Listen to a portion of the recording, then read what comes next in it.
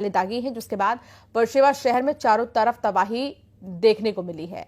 कई इमारतें खंडहर में तब्दील हो चुकी हैं। हमले में 13 इजरायली लोगों के मारे जाने का दावा है, तो वहीं कई लोग लापता बताए जा रहे हैं। ये तस्वीर आप देखिए।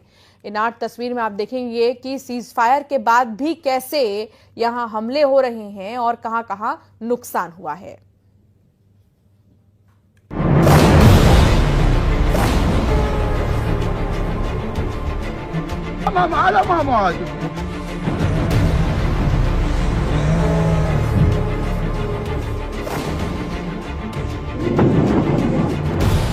जब महायुद्ध की आहट से कांप उठी दुनिया,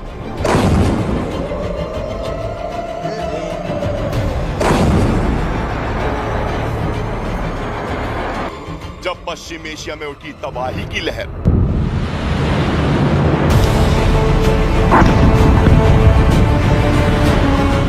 तीन बड़े किरदार, 12 दिन का वॉर।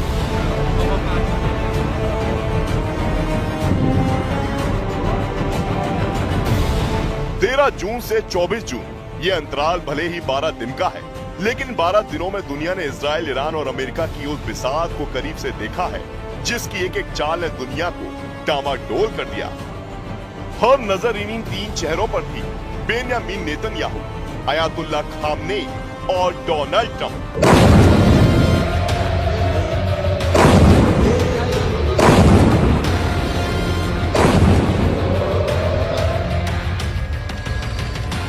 जून 2025, ऑपरेशन राइजिंग लायन का आगाज। टारगेट ईरान की न्यूक्लियर साइट्स और आर्मी बेस।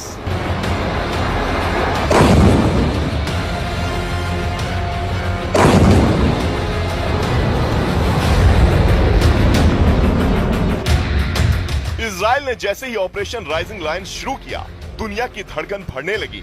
ईरान की मिसाइलें, इजराइल के फाइटर जेट्स और अमेरिका की चुप्पी, सब कुछ विस्फोटक था। पर इस पूरे घटनाक्रम के केंद्र में 3 चेहरे थे।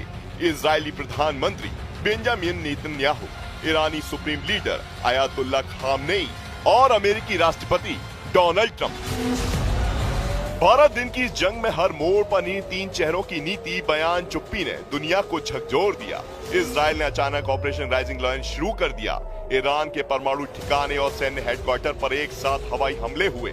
ईरानी खुफिया प्रमुख और कई परमाणु वैज्ञानिक मारे गए। नेतन्याहू ने बयान में कहा, हम सिर्फ अपने देश की नहीं, दुनिया की रक्षा कर रहे हैं। उनका मकसद था ईरान की परमाणु क्षमता को समय से पहले कुचल देना।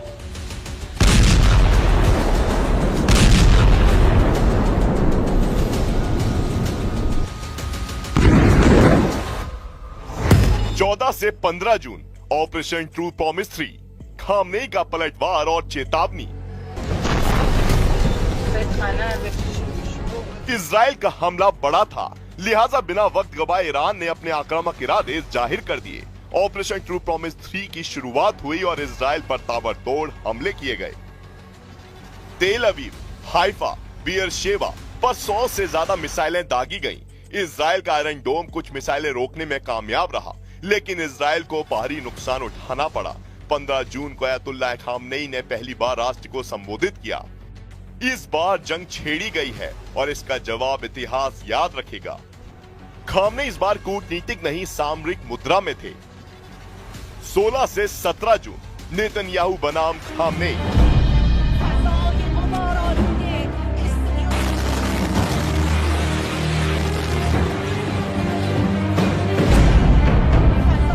इजराइल ने तेहरान पर सीधा हमला किया। IRIB यानी ईरानी स्टेट टीवी का मुख्य ऑफिस बमबारी में क्षतिग्रस्त हुआ। ईरान ने 2 इजरायली फाइटर जेट गिराने का दावा किया। नेतन्याहू की रणनीति थी खामनेई के सत्ता केंद्रों को घुटनों पर लाना। इस दिन नेतन्याहू और खामनेई के बीच निजी स्तर पर पावर शो शुरू हो चुका था। दोनों तरफ से अपने अपने तरकश के ताकतवर तीरों का इस्तेमाल किया जा रहा था। 18 जून 2025, अमेरिकी राष्ट्रपति डोनाल्ड ट्रंप की एंट्री। पश्चिम एशिया ईरान और इजराइल की इस जंग से धड़क रहा था, लेकिन अमेरिका की खामोशी हर किसी को साल रही थी। इसी बीच 18 जून को अमेरिका के राष्ट्रपति डोनाल्ड ट्रंप ने ट्रुथ सोशल पर लिखा, ये युद्ध एक मूर्खता है। अगर मैं होता तो पहले दिन ही खत्म करवा देता। इस बयान ने अमेरिकी राजनीति में बवाल मचा दिया। व्हाइट हाउस को साफ करना पड़ा कि अमेरिका मध्यस्थ है, न कि युद्धरत पक्ष। ट्रंप का बयान इजराइल के हक में दिखा, जिससे खामनेई बिफर गए। अगर अमेरिका सीधा युद्ध में उतरा तो आग फैल जाएगी। 19 से 20 जून, मौत और मकसद।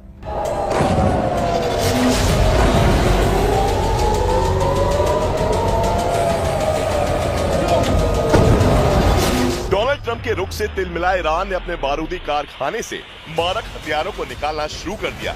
ईरान ने फतह 1 और सर्जिल जैसी सुपरसोनिक मिसाइलों से इजराइल पर हमला कर दिया। जवाबी कार्रवाई में इजराइल ने ईरान के 6 एयरबेस तबाह कर दिए। 20 जून को नेतन्याहू ने सबसे बड़ा बयान दिया, खामनेई की हत्या के विकल्प का बयान।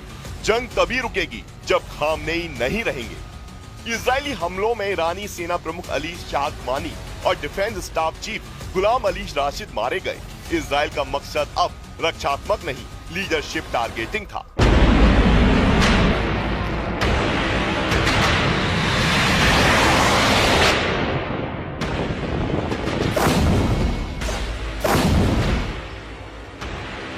इक्कीस जून 2025, अमेरिका की डायरेक्ट एंट्री।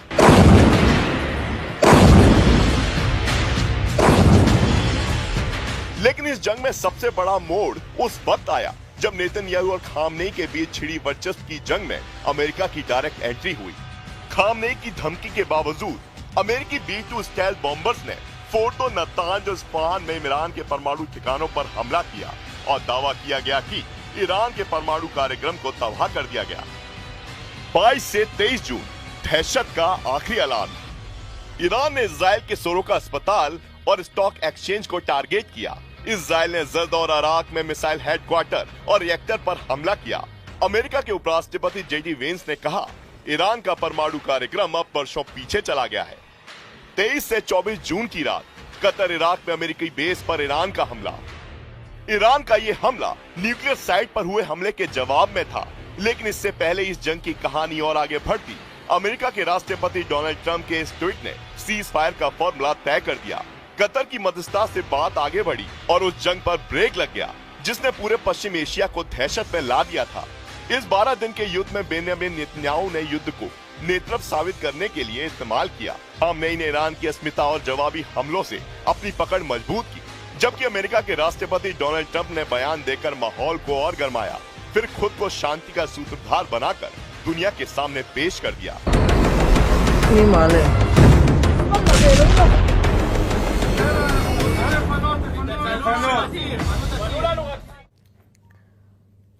पश्चिम एशिया में भड़की महायुद्ध की आंच को सीजफायर से ठंडा करने की कोशिश की गई है, लेकिन इसी बीच ईरान की तरफ से इजराइल के खिलाफ ताबड़तोड़ मिसाइल हमले किए गए।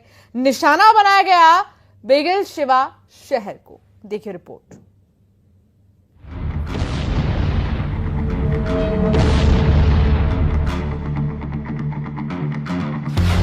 सीज फायर के ऐलान के बीच इजराइल पर ताबड़तोड़ अटैक। ईरान के बैलिस्टिक मिसाइल हमलों से दहल उठा बेरशेवा। ईरान इजराइल में सीज फायर का बटन एक्टिव हुआ। उससे पहले ईरान ने इजराइल को अपनी ताकत का एक और नमूना पेश किया।